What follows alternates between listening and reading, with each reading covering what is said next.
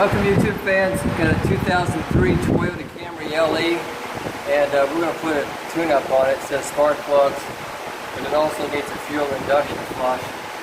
Throttle plate right here needs hooked up, so we're going to get that clean. It's fly-by-wire is what we call it. So I'm going to show you it's doing a BG induction service.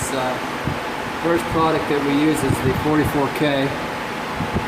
Jeff, if you're watching this from BG, hello. Tim says hi. The 44K goes in the gas tank, so just get your funnel and pour it in the gas tank. And don't get this on the paint. Close your gas cap back up.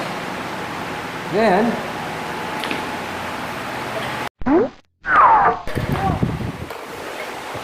we got two more chemicals that go inside the tool. This is the canister for it. The air intake system cleaner. I push down on the tabs and then pull the release tab up.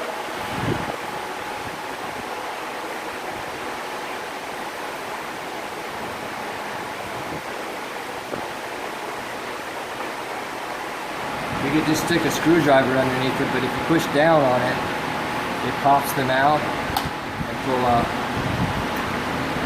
I'm melting my gloves. Anyway, this one's the ISC induction cleaner. Don't ask me what all that means. Jeff, you should comment. BG man, you're watching this. Okay. Let's set those cans aside. Get our little funnel out. Show you how I do these induction services, because you got to be careful. It fly-by-wire system. You don't want to mess up the idle circuit issues and reset it. You may have to anyway, but do your best. Screw your can on there. I got this little elastic. What do you call this? Whatever. Hang it in there like that. You got to pull your snorkel boot out. I unplug the mass airflow. I default the car, sets a code, but you can clear those later. We are going to change the O2 sensor on this later, shoot a video of that, but I've got it unplugged for now. That's the other reason you want to go slow when you're running the flush through it. But if I was not changing the air-fuel ratio sensor and I left it plugged in, I'd want to start this car and get it hot first.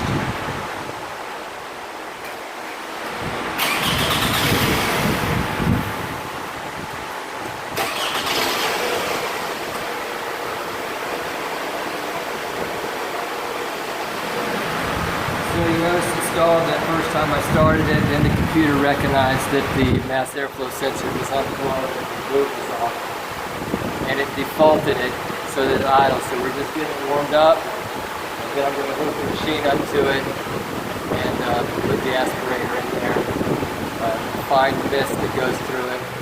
Okay, so it's warm enough now that if you had a new O2 air-fuel ratio sensor in there, the heater would be heated up and you wouldn't run so much risk of causing a problem with that air-fuel ratio sensor. Those sensors are very expensive. On the retail side, they're about $350. Here's a little sprayer. I got it off right now. This tank is compressed to air, so you're going to connect it to your air hose. Then you got a regulator right here to adjust your pressure. I'm just going to turn it up a little bit. We have about 10 pounds there. And then you got to switch this lever over like that, and you can see it spraying down in there. So this is going to take a while. I'm also going to go in there with my own foot and keep the idle up as we're spraying here through. This takes, when you go this slow, probably going to take us 45 minutes to get that done. So you see it's doing its job. We're going to stop there pick back up when we disconnect it and put spark plugs in it and the O2 and some different stuff. Well, we'll probably do one all by itself with the air fuel ratio sensor. So we'll be right back. We're finishing up the BG fuel induction system plug product. That's completely run through. There's a little bit there maybe.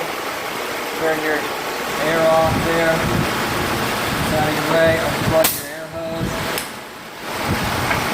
And get the machine out of the way. That's all there is to the induction part of it. I'm going to tie in the next repair for this thing with the codes on this thing. P0 331. P0 331 twice current history heater code on the O2 sensor. So we got a bad heater. This is the old one right here. And let me find my voltmeter just 1 second. Now I got my voltometer up. The car's still running. We want to check for, make sure that we got 12 volts coming to our O2 sensor. I notice on this lead right here, we've done so many of them. The charging voltage, so 13.5, all right? So we know we got good amperage coming to our O2 sensor. You could own this out if you want it, the heater circuit on it. Put it on ohms. I'm going to lower the phone for just a second.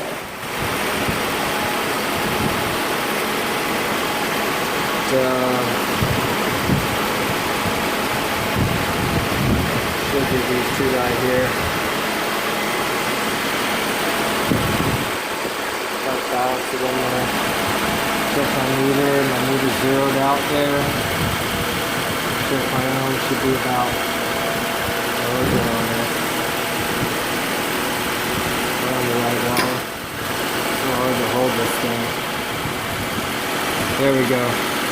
2.7 ohms. Generally what you see on a good one.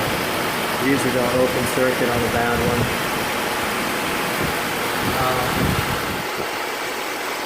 Let's see if I can show it. Well, there you go. That's 3.5 on this old one. So that's too much. So that's bad. I'm going to turn the car off before I do that finishing the induction. I got to rev it up.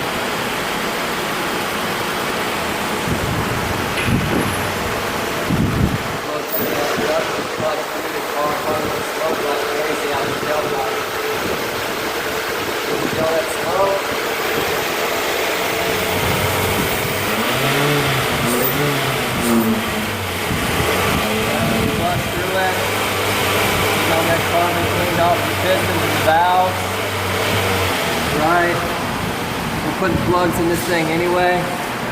Say putting the new O2 in after the induction service is done. The meter here. This thing's very, very hot. See the O2 socket. Snap-on man standing back there, so preferably don't tell him this is not snap-on. We don't want to do that now.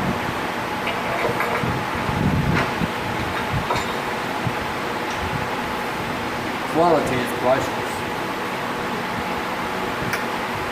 He's laughing. Anyway, I'm going to have to get a rag because this thing's hot. Let's move this O2 sensor out.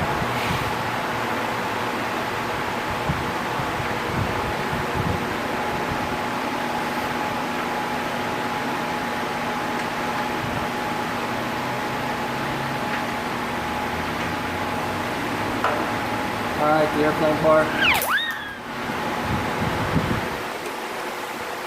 New oxygen sensor. This is a Denso 2349041. This is an air fuel ratio sensor, by the way. California emissions. We need to take the rubber band man off of it. Put some anti-seize on it.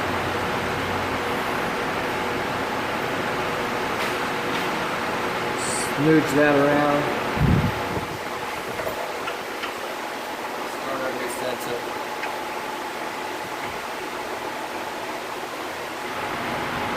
and then as far as you can by hand. There we are. Socket.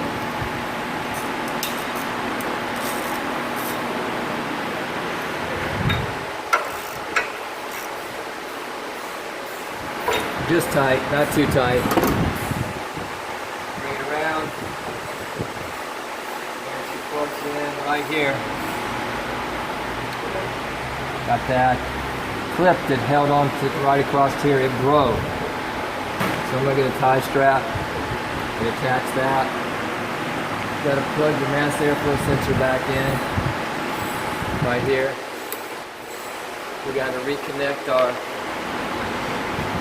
air intake boot.